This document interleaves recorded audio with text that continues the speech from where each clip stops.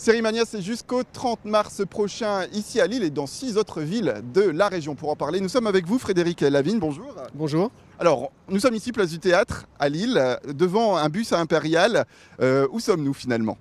On est à un endroit d'information pour orienter un peu les spectateurs qui veulent venir au festival et qui se posent des questions. On peut trouver des programmes et tous les jours à partir de midi, il y a 2 charmantes personnes qui répondent à toutes les questions des spectateurs. Voilà, un endroit un peu phare, placé dans un endroit phare de Lille pour Sérimania. Je vous invite avec moi à rentrer dans ce bus pour poursuivre l'interview un peu plus au calme. Alors Frédéric, asseyons-nous.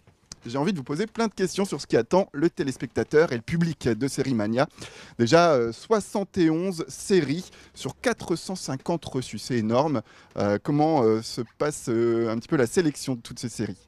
C'est un très long travail qui nous prend à peu près 6 mois. Depuis le mois de septembre dernier, on cherche des séries qui vont être prêtes juste à temps, c'est-à-dire pas encore diffusées, mais terminées d'être montées. Et prête à être montrée. Et puis on va un peu dans le monde entier. On a aussi des conseillers qui nous disent les choses qui se préparent et on se renseigne. Et puis après on demande à les voir. Et puis une fois qu'on les a vus, on les choisit. Et voilà. Et puis on annonce la nouvelle aux gens qui ont les droits. Aujourd'hui, Sérimania, ce sont des invités de marque. C'est la 10e édition, on le rappelle quand même aux téléspectateurs. Des invités de marque, on parle notamment d'Uma Thurman, forcément, grande star américaine, et puis de Freddie Highmore, également connu pour The Good Doctor. Voilà, comment ça s'est passé, les relations avec ces grandes stars, comment elles ont dit oui, parce qu'on a quand même la chance de les voir arriver à Lille. Oui, c'était quelque chose qu'on a voulu vraiment faire cette année, c'est-à-dire monter le niveau un peu des invités. Et c'est vrai qu'on a provoqué le voyage de Los Angeles de 4 personnes, parce qu'il y a aussi Anna Paquin qui est en tournage à Los Angeles, qui joue dans X-Men et dans True Blood et qui vient présenter une nouvelle série.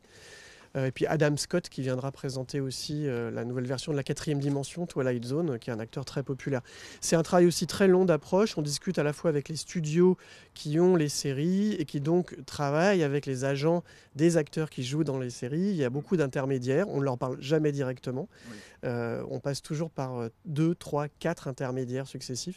Énormément de mails, énormément de coups de fil pour arriver à des décisions dans leur emploi du temps très, très, très chargé. Et qu'on se le dise, pour les téléspectateurs qui nous regardent, ils auront la chance de les voir, de pouvoir peut-être pas les approcher de trop près, mais de pouvoir peut-être avoir un autographe ou quelque chose comme ça. Oui, on essaie toujours de les convaincre et ça se fait des fois au dernier moment d'être suffisamment généreux pour se laisser approcher. On organise des séances de dédicaces avec beaucoup de vedettes, alors plus françaises, comme les équipes de 10%, Scène de ménage, Demain nous appartient, les grands aussi, les adolescents ou ceux de Scam aussi, qui sont des séries très populaires.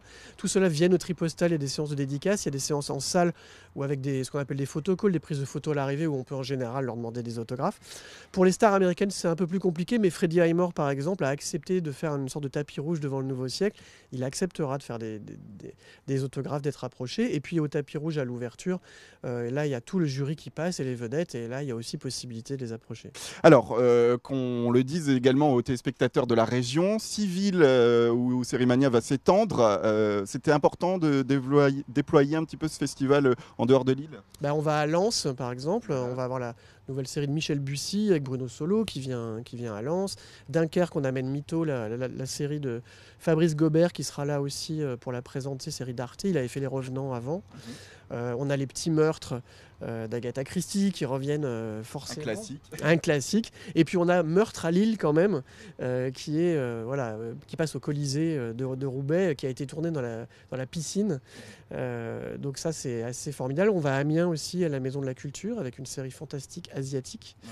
Et on va à Arras avec Les Misérables, dont l'épisode 2 se termine à Arras dans l'histoire. Donc c'est quand même un clin d'œil qu'on ne pouvait pas ne pas faire. Voilà. Et on le rappelle, pour terminer, Frédéric, c'est un festival qui est gratuit. Donc voilà, comment ça se passe pour le public ? Alors il y a possibilité de réserver des places parce qu'on est obligé de compter les places puis avoir des problématiques de sécurité. Donc c'est important qu'on ait des vrais tickets qui sont gratuits, qu'il faut imprimer chez soi quand on les prend sur Internet. Il y a une billetterie sur le site web et aussi sur l'application. Je vous encourage vraiment à l'installer, c'est très simple, c'est sur tous les téléphones et on peut réserver ses tickets sur l'application.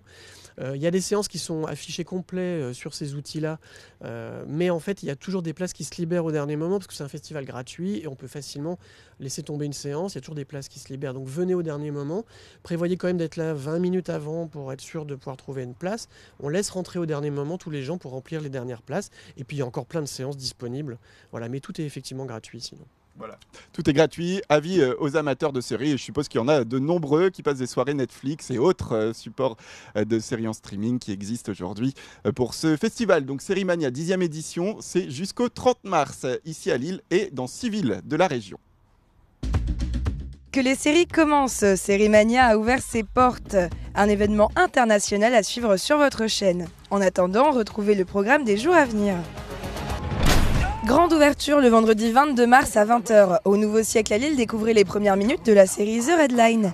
Bavure policière et violence raciste aux États-Unis, un thème en pleine actualité. Un jeune médecin afro-américain est tué par erreur par un jeune policier blanc. Et pour incarner le sujet, on retrouve à l'écran Noah Wyle, alias Dr Carter dans la série mythique Urgence, ou encore Noel Fisher, découvert dans Shameless.